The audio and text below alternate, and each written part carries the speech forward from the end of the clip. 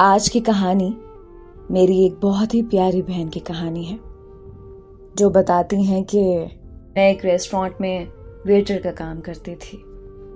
वो रोज शाम को चाय पीने आता था और अकेला घंटों चुपचाप बैठा रहता था।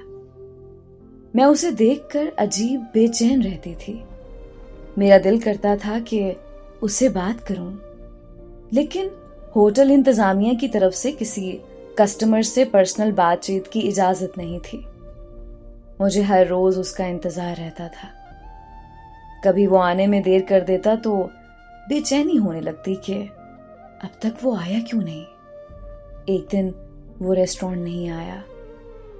अगले दिन आया तो मैंने पूछ लिया, सर आप कल नहीं आए, आपकी तबीयत तो ठीक थी ना? उसने मुस्कुराकर मेरा नाम पूछा।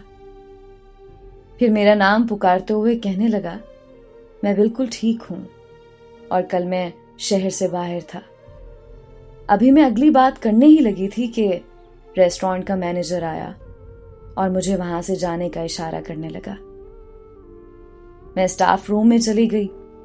फिर रेस्टोरेंट से छुट्टी करके बाहर आई तो देखा वो रेस्टोरेंट के बिल्कुल सामने बाहर खड़ा था।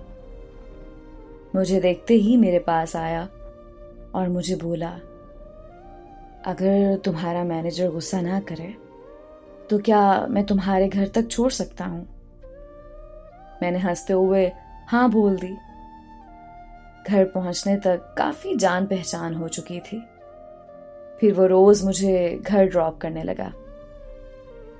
हम में बहुत गहरा ताल्लुक बन चुका था।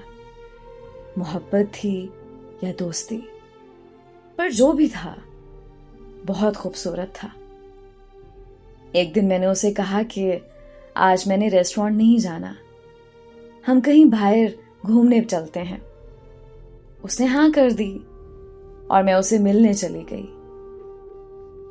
पर उस दिन रोड पर खड़े होकर 5 घंटे मैंने इंतजार किया, लेकिन वो नहीं आया। उसने मेरी कोई कॉल अटेंड नहीं की। मुझे बहुत दुख हुआ, यहाँ तक कि मैं रोते हुए वापस घर चली गई। अगली सुबह न्यूज में उसकी तस्वीर देखी। न्यूज सुनकर मेरे पांव तले जमीन निकल गई कि कल उसकी एक एक्सीडेंट में मौत हो चुकी है। एक्सीडेंट तब हुआ जब वो मुझसे मिलने के लिए आ रहा था। मुझे आज भी उसके चले जाने का यकीन नहीं होता।